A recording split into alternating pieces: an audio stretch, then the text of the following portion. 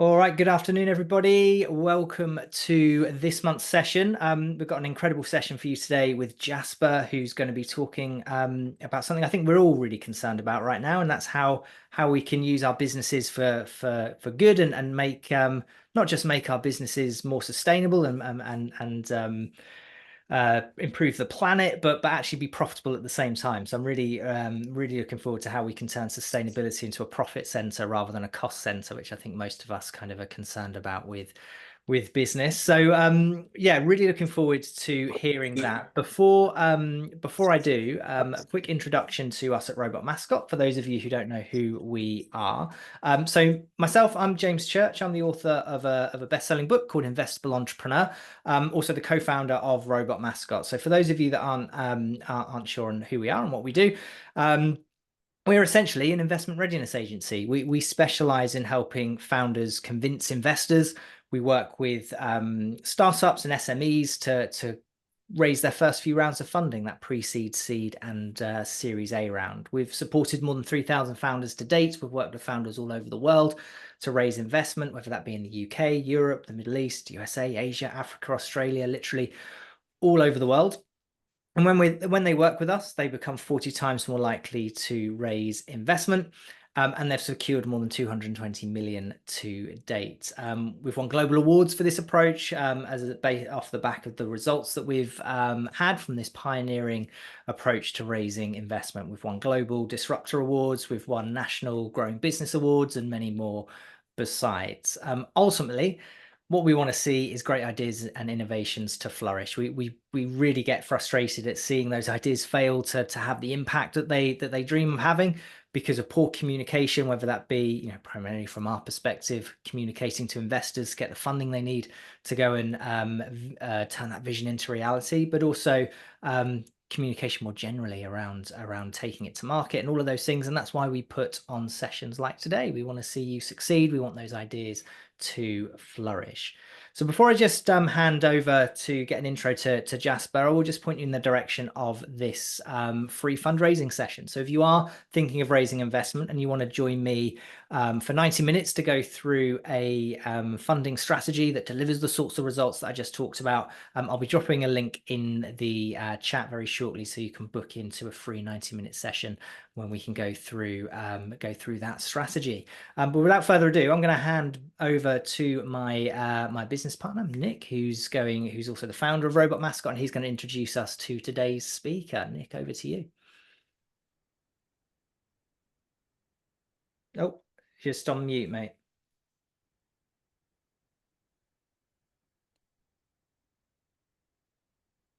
Cool. Thanks. Thanks for that, James. Yeah, just a Robot Mascot. We're really fortunate because we are taking leaps into the unknown, and taking those leaps into the unknown can be really daunting and pretty lonely as well. So that we can support you on your and I know sort of Jasper firsthand that he can really help you along the way with inspiration, information, and real life experiences. I've known Jasper for some years now, and I really believe in what he's doing, and he really speaks from the heart. Is this me or is it About that we can't hear? We're struggling to hear Nick. I think from his own personal experience. His internet is breaking up. Coming But through. he's Oh, cool. Can you hear me now? Or am I broken up? I Is it think you've not? caught up. I think we're good now. Yes. Yeah. Cool. I just want to say, Jasper, I really believe in what Jasper's doing and what he has to say to you today. And the cool thing about him is he's not only doing something that the world really needs right now, but he's also found a unique way of making it profitable. So I think my internet connection is really bad. It keeps coming up. So I'm going to say that I'd love to hand over now to Jasper Steinhausen, the founder of Business with Impact, to do his awesome presentation. Great. Well, thank you, Nick, and thank you to all of you showing up here today. let me just share this one. So hopefully you should now see a presentation. Is that correct? Somebody? Yes, we've got it. Yes, all good, perfect.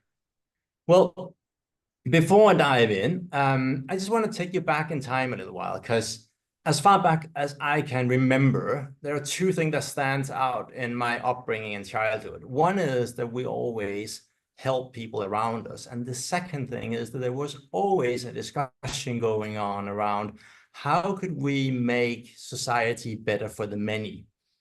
And so that's kind of where all of this started and my journey into sustainability. And then when I was just a teenager and in school, one specific lesson sort of became a turning point and a focus point for what I've been doing ever since, and basically a line from there all the way up to why I'm speaking to you today. So Tom, our geography teacher, talked about climate change, and he told us that the global warming and the melting of the ice on Greenland will actually disrupt the Gulf Stream and potentially even stop it. And if that were to happen, then I guess you could say, ironically, the warming of the climate would lead to a spreading of the Arctic conditions that we know from the very north all the way down across Scandinavia.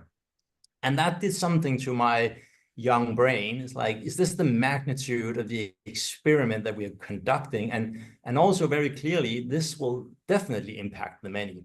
So I got really interested in that, and that became my way forward. I've been working with sustainability ever since. And for many years, with a focus on the role of governments and seeing them as the key people to deliver the kind of change that we needed. But that changed radically when we came to COP15 in Copenhagen in 2009, which was the place that was supposed to be what Paris did in 2015 about making this global agreement. And there it became very clear that the leaders are not capable of doing anything nearly what we need, the politicians at least. So on the back of that, I realized it's actually business. It's business that holds the keys to making the kind of changes that we want. And those are also the ones who stand to benefit the most. So I've been on that path ever since. And that's why I have created the company Business with Impact. It is to help business leaders like you here today figuring out, what is my path in here? How do I make a better business, a thriving business, by also making the world a better place? So that's really what I've been doing, and been helping more than 100 companies over the years. And last year I created this book on the same title here, that really is a do-it-yourself version for how could you actually do this. At the very end, I'm going to give you a chance to get a free copy if you like. So so it's going to be very, very simple and accessible for you. But with that in mind, let's dive in and see what I have with me here for you today. So first of all, sustainability is going to hurt your business. That is, if you don't take it serious and start preparing and doing something about it, because legislation is coming. Even though we did have a bit of change in the European Parliament, but everything at least in the European Union, we will see still an upcoming level, and a lot of legislation is on its way through the system that's already decided. Market expectations and demands are also on the rise. Your impact is going to be on display because a lot of you will sooner or later be forced to go out and report on what you're doing, perhaps because some of your clients expect it so, but this regulation is enforced, and it sort of trickles down through the system and becomes very clear for everybody who's doing what and how well.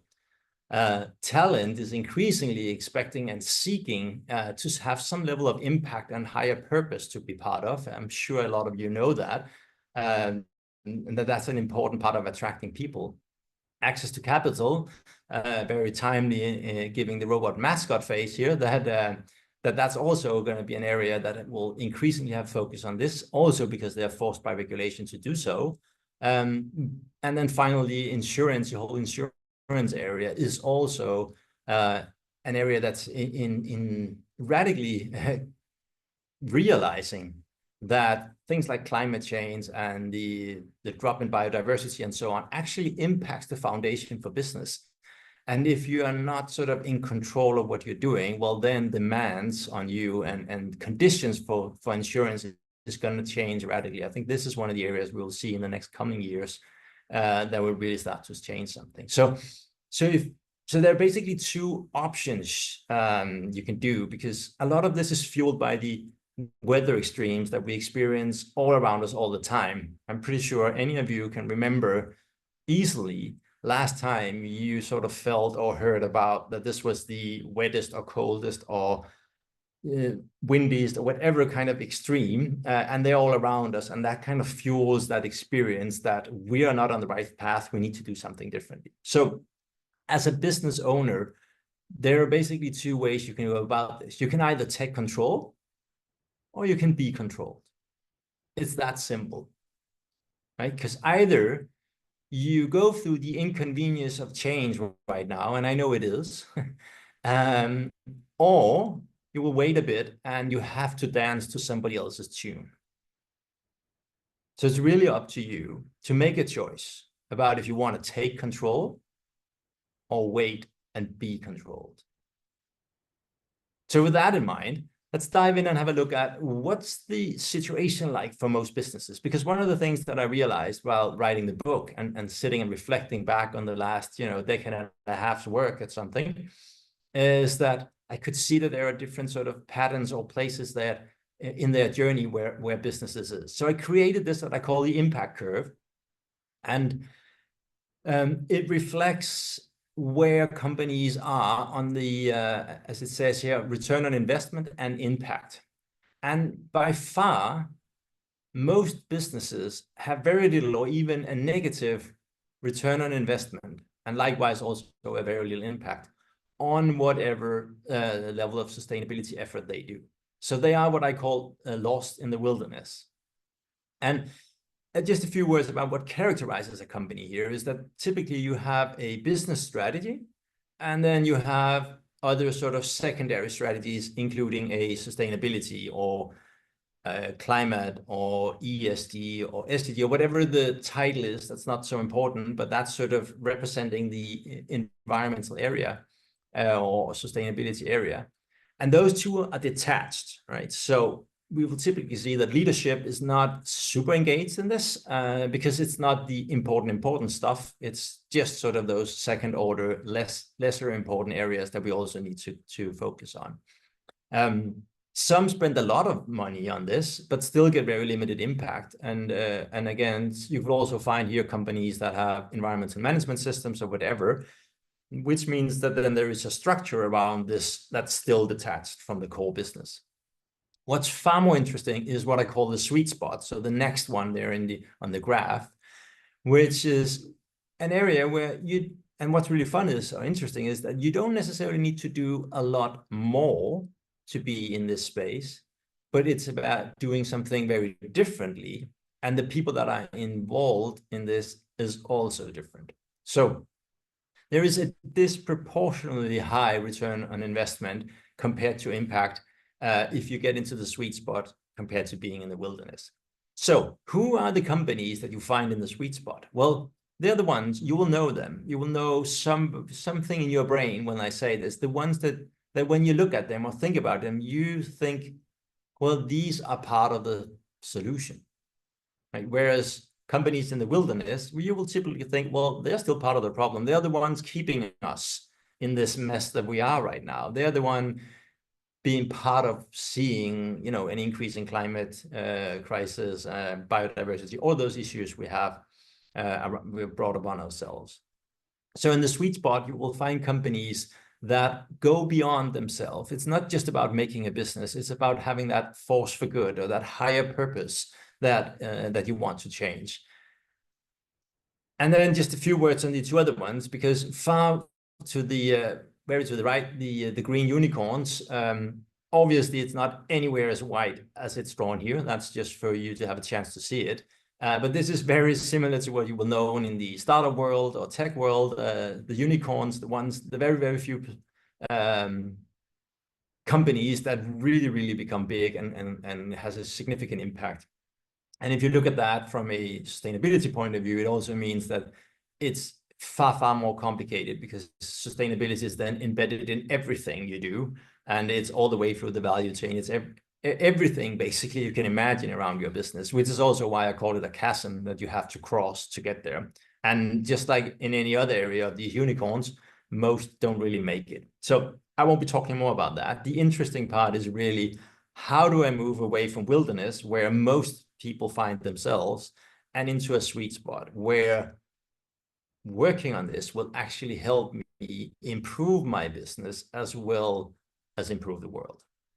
So one of the things that I found, and I'll just touch on one major problem I see on just about all the business still stuck in the wilderness, and that is that leadership don't really know how to lead this. And it's not strange that they don't, because it's never really been part of, well, not part of what you learned back in your educational days, and it's not been part of your responsibility and or portfolio ever. And up until a couple of years ago, it was enough to just sort of keep an eye on it and be able to do that sort of major speech here and there on what are we doing and where are we heading and so on.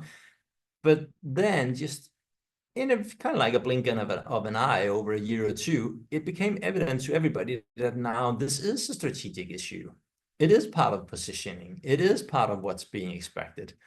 So at record speed, all of a sudden, it was something that C-suite people were supposed to be able to work with. So I have just met countless people that feel like, I don't really know how to connect the dots. How do I make sustainability profitable? Like the theme of this presentation, I can't connect it. So it's this cost center. So if I feel like I want to do more on sustainability, well, I just increase the cost then. And thereby there obviously is a clear sort of cap on how far can I go. And this leads to this feeling that, sits right here in the stomach, and we all know it. It's this feeling of not being good enough. I'm supposed to be able to lead this. It's just a strategic issue. Normally, I know how to do this. I lead from the front, but here I don't really know how to do it.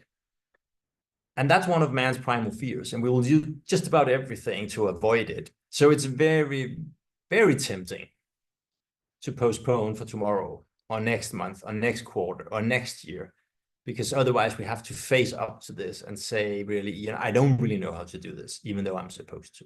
So a lot of things is holding back because of this, because they cannot see how to move forward in a way that's actually good for business as well as making impact. So again, this is very much for the companies that are in the wilderness. And the good thing is that there is a strategy for moving out of here, because one of the things that's great about seeing that problems really are reoccurring and again is that you can then create a model and a method for how to move forward. So I did that, and I call it the impact blueprint, which is also in my book. So it has 5 steps in it. So I've really been trying to make the minimal viable product version, kind of, at least inspired by that.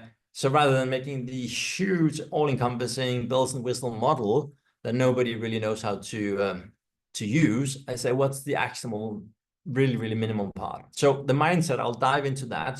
So I'll leave that for now. But the second step is the mission. Is really about kind of where I started. It's about, making sure you're onto something bigger than yourself.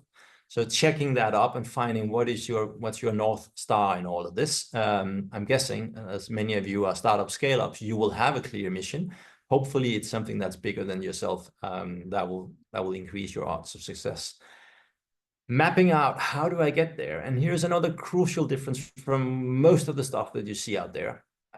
Because one thing is to point out everything and all the areas where we could potentially do something. I use the circular economy as my toolbox, but there are different ways to approach this. But you could map out all the things where we could potentially do something.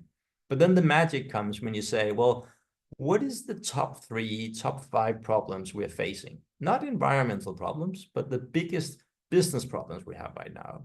And correspondingly, our ideal clients, what are their biggest problems? So you have these two sets of problems where often some of them overlap, and that's your filter. So let's just say you found 50 ideas for things you could do, but then you squash them through the filter, and out comes perhaps 10 initiatives. But the great thing about those are that they are inherently valuable besides creating some sort of impact. So if you create a roadmap of ideas and things that you're going to implement that all contribute to solving some of you and your clients' biggest problems, well, then obviously this is something you want to go ahead with. And that leads to movement, which is basically implementation. How do we get this done? And if you've done step 3 really well, then you have the power and interest to really get things moving. So this is not going to be something that's on the side and something you try to push to the last hour before you drop tired around and say, that's it for today. No, this is going to be sort of part of the stuff that you do in the morning, because now this is a different way to try to solve a problem that you have been trying to solve for a while. The last step is magnifying. This is the communication part, going out, inspiring other, and obviously spreading the news about what you do so you can get credit for it. So these are the 5 steps and how they sort of connect and can move you. Hopefully it makes sense. If not, write down your questions and we'll take those in the end. But let me dive into the mindset part here, because I discovered that there are 5 things, and I call them the fatal 5 things that really hinders most businesses in getting business success through sustainability. And then I created the corresponding 5 to thrive. So let's dive into this. The first one is that people tend to think this is about sustainability. And you might think, well, what else should it be about? But the thing is that there are so many things that you can do to solve existing meaningful business problems. It's very common to see that you can reduce cost, that you can attract better people, talent, and you can keep them for longer, increase productivity, increase innovation, customer loyalty, that goes up, branding opportunities, marketing opportunities, media opportunities, better partnerships. And we also talked about funding. So there are so many of the classical problems that will already be on your plate that you have a chance to solve through some of this. So this is back to what I talked about the top 3, top 5 problems, right? So start and end with business. Don't try to solve the biggest environmental problem you can see if it doesn't connect to your business, because that's just going to give you an additional task. Solve those where you can make the connection. That's going to give you the power and desire to implement. And at the end, that's also meaning bigger impact, because it's far better to do something all in and really harness the impact it can get than have some sort of mediocre implementation, or perhaps not even succeeding in doing so on something that potentially could have a really, really big impact. So that's the first one. The second one is that this whole agenda is marinated in guilt and reduction and stop doing. And I'm sure all of you can recognize it, right? It's don't eat meat, don't fly, don't do this, stop doing this, minimize, avoid. And the problem is that the way we talk about it actually make the tasks a lot harder, because by having this focus about things we have to let go of, we trickle the scarcity part of our reptile brain. And as you know, it's the one that's running the show. So the second something is about to be taken away from us people, what we do is we hold on to it. Right? So when this becomes an exercise in letting go and reducing and avoiding and stopping, then the reptile brain starts by kicking in and say, no, I don't like it. So what we need to do is to reframe this to being about creating new and better, creating positive impact, creating new solutions, because that will move us up in the newer part of the brain where imagination sits. And by the way, also collaboration. So far more an interesting place to be. And it also aligns far better with business, right? Because this is not going to be about, business is about creating more, right? More sales, hire more people, get more products out, more growth, more profits. It's all about a more agenda, right? And if you let that meet the traditional way of talking about sustainability, it's all about less. So obviously you have this feeling that these does not really fit and go together. But if you reframe and think it's about creating new and better, then all of a sudden you also have an alignment in the way you think about this. So that makes it so much easier to get people on board. And if you're pitching for investors, I would guarantee you that it's going to change how they listen when this is all about creating solutions rather than minimizing and avoiding. So that's the second. The third one, and I know this is where some of you are going to think, now he's completely lost it, because green products cost more. That's sort of now almost by definition, people are thinking this way. And I think it's because personally that we see it all around us. You know, if you go to a supermarket, it's so clear to see. But as I said about the first one, there's so much business value to be gained here. So why is it that then we say it must be more expensive? There are so many examples of this. But the thing is that if you set out to create your new product and you expect it to be 10% more costly, well, then I can guarantee you that you are going to be right. So you must set yourself up. This is really one of those mindset things about saying, well, it has to be the same or cheaper, or at least the ratio between value and cost price has to be better, right? So if you cannot find that, then you need to think harder. It makes the innovation challenge bigger, but it definitely, this is also where the power really lies in creating these new and better solutions. That's not just about, you know, adjusting a bit here and there. It might be about rethinking in also at a deeper level sometimes. But as many of you guys here on this call are at a development phase anyway, you know, you might as well just adapt this right from the get-go. So the fourth one, don't mess with the core business. That's what most people think. And for many years, we've seen this as being a valuable strategy. And it's been too risky, with kind of the comment saying. But the thing is today, it's high risk if you don't start to mess with your core business, because people will see right through it. You know, it doesn't matter that if you have a really poor or damaging to the world type of product, and you wrap it in great wrappings and say, well, now, you know, our packaging is amazing. It's still the same crappy product, sorry.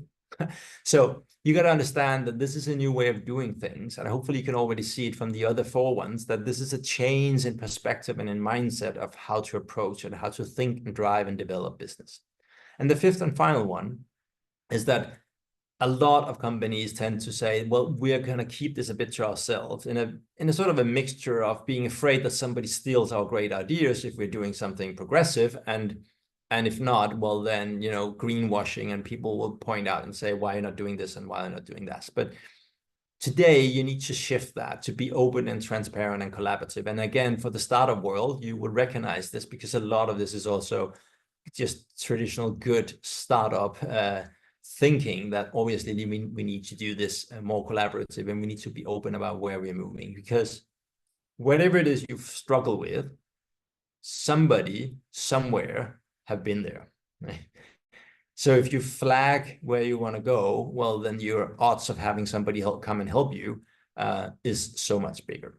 So these are the five, and if you just look at them and imagine two companies competing for the same market, and one has an effort around sustainability that leads to their standalone projects, and they lead to more costly products.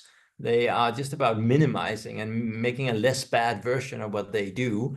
And they're a bit sort of reluctant on communicating it. And they meet the other company where it's clear that they are solving business problems for your client and for themselves on this. It's a way that they work. They create a positive impact and make new and better solutions for you at a price that is at par or better, or price value at least. And they're open and transparent about where they're going. Well, who do you think win? Who do you want to work for? Who do you want to buy the product for? Who do you want to partner with? Right? This is why this type of thinking leads to a superior business model. These are a ton of words, so I've summed up in one sentence and one statement. It's really about making business with embedded environmental impact and not the other way around. Right? So let that sink in for a second, and you can use that as a simple test whenever somebody throws an idea at you or you get one yourself. Well, does it contribute somehow to business, and does it contribute somehow to impact? If not, back to the drawing board. Great. So I just added a couple of reflection points here to sort of kickstart you, because soon we'll get to the Q&A part. So do you recognize yourself here? And what are the biggest takeaways you have? And perhaps something to reflect on after this call. What kind of problem would you really love to be able to solve? What kind of contribution? What would you like to commit to do something about?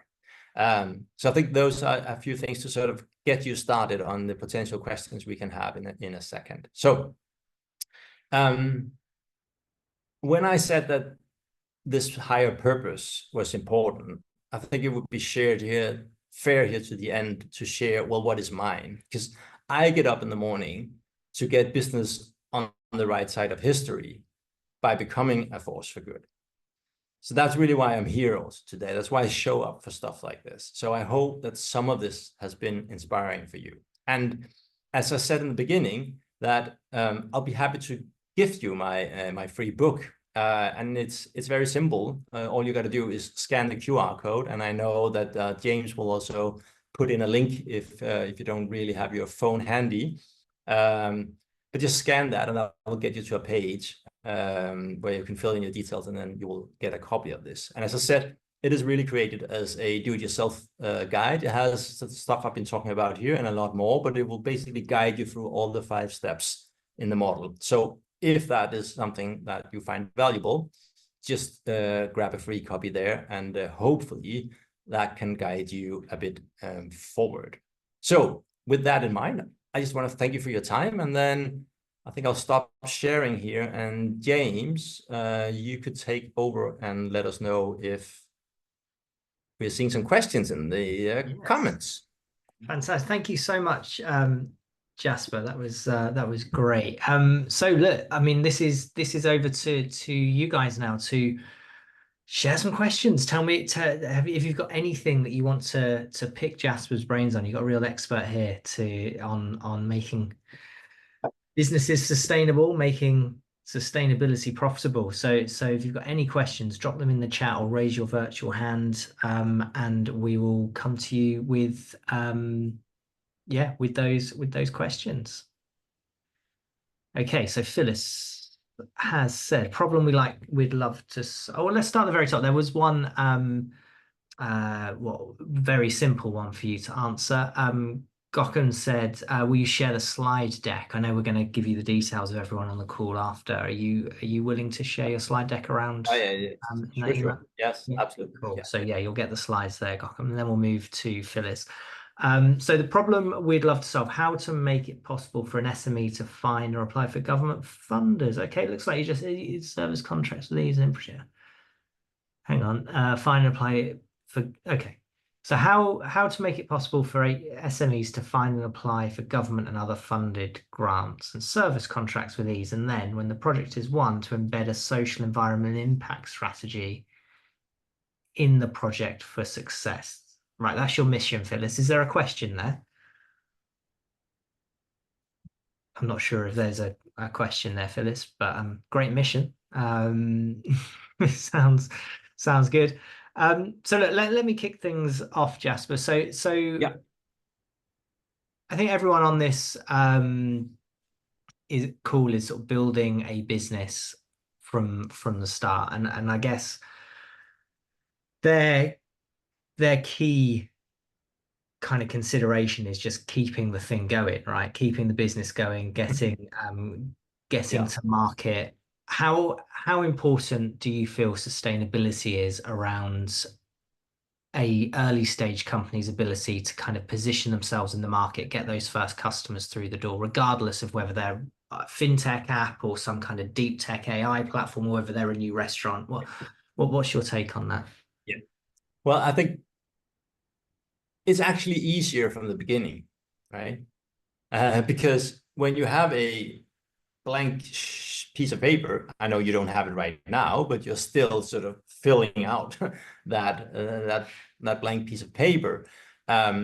It's so much easier to build them in. Whereas most of the companies I work with, they have a well-functioning, profitable business going, and we need to sort of develop a new version of that. While we still service the old customers in the old way, we need to develop and create a new one, right? So I would, when I also sometimes work and discuss on this with startups, I really take all of this in to help them get the best possible start.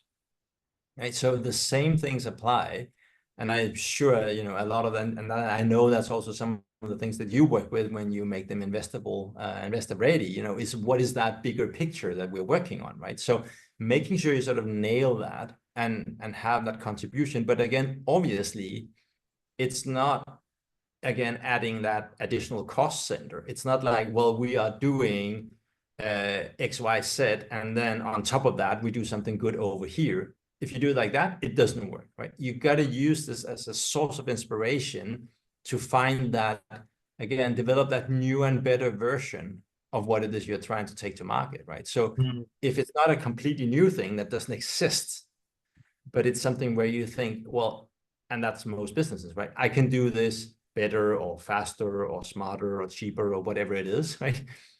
Well, use this as a way to another additional set of glasses you can take on to look at your value proposition, your business, the resource flow, the use phase, all of that, and say, well, what if we looked at it through these glasses? What would we make different?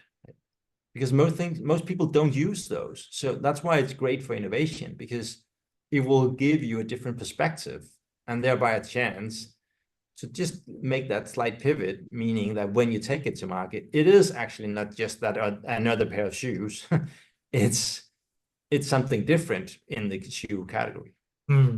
Amazing. Awesome. Well, Gotham has asked a great question here. He's asked, how can we actually prove sustainability as a driver for financial growth? So he goes on, so we go very far with demos and customer acquisition processes, but closing the deals is a challenge because they see it as a cost. So I'm gonna guess from that Gotham has a platform, a technology, a startup that is solving sustainability problems for businesses. They all love the idea of it, and then they go, but do we want to pay for that?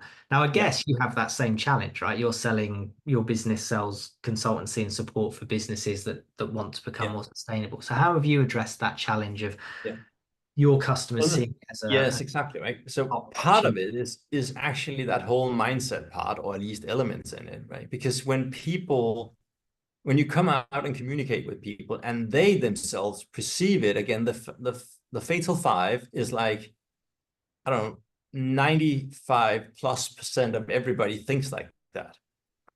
So that's how you're perceived before you show up in the room.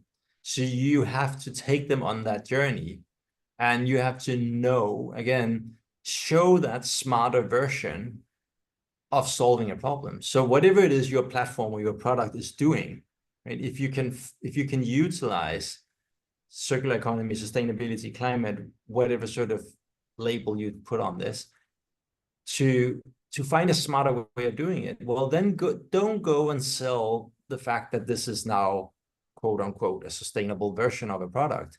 Sell the difference you're making. Sell why it's smarter, why it's better, why it's a better market fit, it's a better problem solver.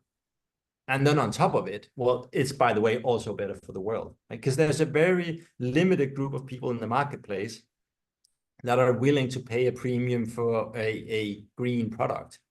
But people would nearly empty their bank account if you solve a critical problem for them in a better way. So use sustainability to find the better way, and then sell it as the better solution, green on top, right? It's the cherry on the cake. And that's where most people get wrong. They go out and say, well, this is the sustainable product. But people think then, well, it's probably a bit more cheesy and it's more expensive and chunky. And I don't think so. Right? So don't sell it. Sell the result that comes out of it.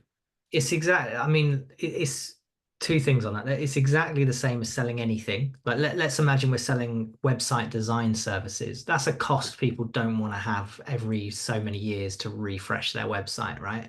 But you've got to find a way to show that adds value to the business. There needs to be a return on investment, a commercial return on investment for this. It's not just a cost that you have to put up with every year. Investing in marketing or SEO or whatever, these are all, so it comes back to basic principles of don't sell the features, sell the return on investment. And then it just so happens that this commercial return is delivered in a sustainable way. So you also get some impact metrics off of the back of it. Exactly right. That's on top. Like that's the focus. But the same is true with raising investment, right? That we'd say like impact investors aren't philanthropists. They are looking for a commercial return, and maybe yes, they'd be willing to take a slightly lower commercial return than they would with a any other business because it's offset by the incredible impact it'll have on the planet. But more often than not, the businesses that secure funding in the impact space are the ones that can deliver just as good financial returns as the non-impact businesses. But there's also this additional icing on the cake of we're going to save the planet or whatever whatever the metrics are going to be. There's some kind of environmental or social impact delivered on top of that that's measurable. So I think by the sounds of it, Yeah. Gotham, And this if is I may add an example, because I just got to think about, fairly young, it's actually kind of like a scale up type of business. They produce kitchens for the industrial for the large scale home builders, right? So those are built large flats, institutional investors. Sorry, that was what I was looking for. So that's their target market. And because they've been going through this way, they have a product that is cheap. It has the same price point, but it has significantly longer lasting. They've reduced from around 25% of every kitchen that's set up. Somebody needs to come out and actually adjust it because something is wrong or something was missing in the package or something. That's down to below around 5%, right? So it's far cheaper to get up. There is a digital version embedded in everything, so you can change any bit of it. So if somebody ruins, one front or one plate or something, you just log in and find it and you can order it and so on and so on. So they use this to create simply a better version of it. So that's why they are investable. That's why they close the deal. It's because it's simply a smarter solution that comes out of this way of thinking. Yeah. So essentially, I think Gotham, it's a case of going back to your kind of sales pitch and kind of going, this is the common problem everybody has with around the solution we solve. Here's our solution. Here's the business case for it. Here's how it's going to help you grow or improve your profit margins or improve efficiency or retain more staff or whatever it may be that's meaningful organizationally to the business. Oh, and by the way, if you choose us, here's all of the additional sustainability impacts you'll have, which will go towards your ESG targets or whatever it may be, which will give you something to shout about commercially to win more business because you can now say we've got all of these sustainability credentials. So it will feed that loop and sort of trying to kind of create a gap in the same way that Jasper today sat down with you and said, here are the problems, here are all the ways everyone currently thinks, and here's how you should be thinking. He's created a gap. He's made you think differently. And that's what great businesses can do with these methodologies and these approaches is say, this is how you will think right now. Here's how you should think differently. And when you do that, here's the commercial impact that will have on your business. Oh, and by the way, it will also have a sustainable one as well. And if you can crack that nut, which isn't an easy one to crack, but if you can, it will open the floodgates, I think. So Samuel is the founder and CEO of Pay for Climate. That's a pro-climate fintech startup dedicated to helping companies to meet their ESG goals and achieve their net zero objective by supporting carbon removal initiatives. Simply wants to know what's your take on their name, but also their approach. So as a value proposition, do you have any experience in that space, and does it sound like something the market wants and needs, Jasper? So it was called Pay for Pay Climate? for Climate. Pay Which as in I certainly pay seems to money. go Pay for against climate. your Yeah. thing of we're now Yes. paying for saving the climate, Yeah. which I don't want to do as a Yeah. business, right? Yeah, exactly. Well, there's definitely something that when I hear pay for climate, I hear costs. Mm. So I would work on the value side, just as you very clearly explained now on the investor side here before, right? So what's the benefit that this creates? So it sounds like it's more like the easy fix to the hard problem of how do we deal with climate? And you are offering a solution, if I understand you correct, where I guess it's kind of like an offsetting. Is that correct? Could you confirm that it's an offsetting platform? Whoever raised the question. Yeah, I'll wait for that to come in. Or Samuel, feel free to unmute yourself to answer that question more efficiently. Yes, hello. Yes, I'm Samuel. Hello. Oh, yeah. Hello. So Yes. it's a carbon Mhm. offsetting initiative. Was the question back to you, Samuel? Well, yes, by supporting carbon removal initiatives, yes, companies would offset their residual and historical emissions. Yes. Okay, great. Well, two things. What's really critical is that if you have your sort of entire climate effort being in offsetting, you will most likely find yourself being accused of greenwashing, and in some areas it will actually even be illegal to say that this is how you do it, and it'd be very questionable if you do enough. So it's important that you position yourself as, once you start doing a lot and you feel like, now I can't do more, or technology isn't there or whatever, and I want to speed up, then on top of making changes to my business, then I offset the rest. Right, so that's an important thing, and you probably have that, but just wanted to make sure that you don't go out and try to sell this as, like this, we are now carbon neutral, because that worked a few years ago, but not anymore. So that's going to be high risk, and it's going to fall back on you. So don't do that. But then I would definitely look at the name in terms of that sort of finding that additional value, that this is how you get to carbon positive, or whatever it is that sort of signals that we can solve this in an instant. So I think I would play around with words on I think the so. value. Great. I think having you put that context in Jasper has given me two thoughts. So pay for climate now conjures up for me, having you said that, one of two things. It's either a company that's going to cost me money to hit these ESG goals, which I don't really want to have to do. It's just an additional expense that's eating into my profits, so it's not very attractive for me. Or it's pay for climate because I can't really be asked to do it properly. So I'm just going to pay you to just kind of offset it and job done. And it's quick and it's simple and it's dirt and it's cheap and it's nasty, and but actually maybe it's not actually achieving anything and could be illegal by the sounds of it very soon, or not meet the actual requirements. So I think they're probably, I know it might sound a little bit harsh, Samuel, but it maybe is creating the wrong connotations, that certainly from what Jasper said, and this is a market of one or two people, but and we don't know the full value proposition, but perhaps there are some thoughts needed around what the actual value proposition is here and what the benefit is to the client. Because at the moment it seems to be contradictory to the sorts of information Jasper was sharing around the way people think about climate, the way the industry still doesn't want to have to pay to solve it. They want value for themselves, and the climate piece is the cake, the cherry on top of that cake. Hopefully that helps without sounding too harsh, Samuel, but better to be honest than... Thanks for the insights. Yeah, no worries. Cool. Appreciate it. No worries. So we may, I don't know, what time did this session supposed to finish? 1:45, but are you okay to take one more question from Laura? Yes, sure. Yeah, sweet. So Laura says ESG is fundamental to our business model. However, we're finding that supply chain challenges are our primary barrier to further reducing our carbon footprint end to end. From your perspective, what are some of the most impactful strategies or approaches in sustainable supply chain procurement that could help us achieve significant carbon reductions across our entire supply chain? That sounds meaty.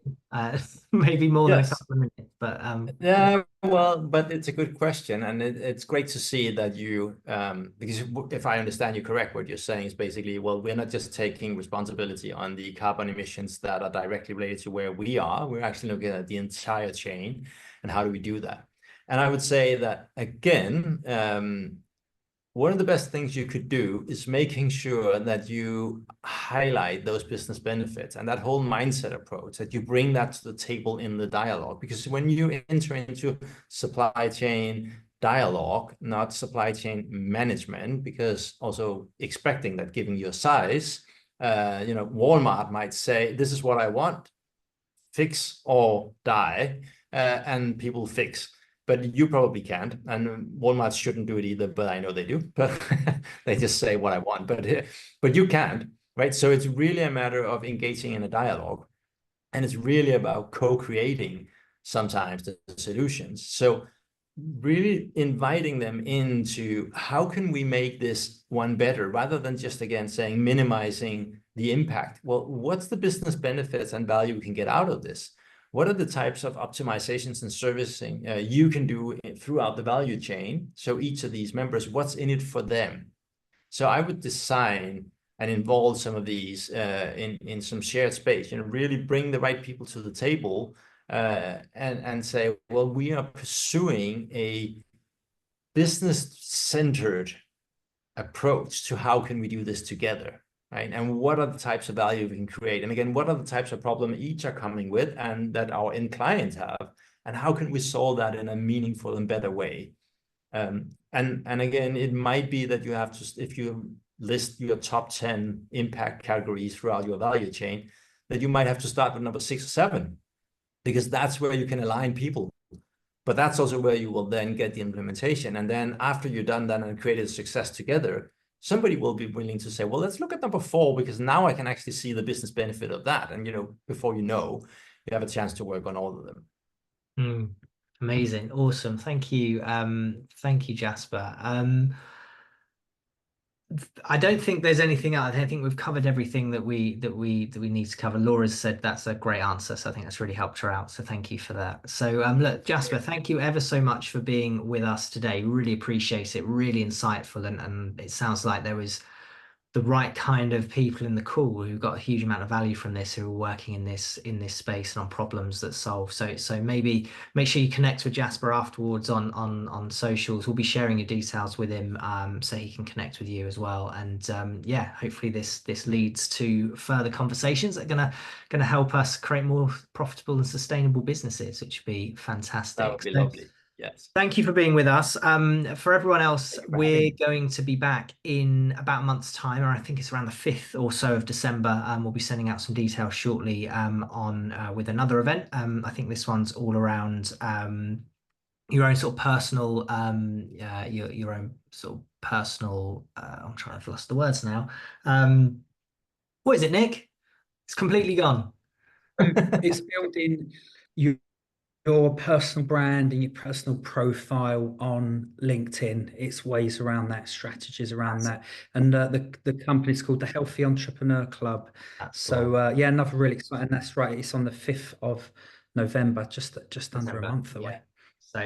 So in about a month, all around personal branding and how you can build your profile to get some focus and attention and interest around what you're doing and your vision. So yeah, join us on that session. But for now, thank you very much and goodbye.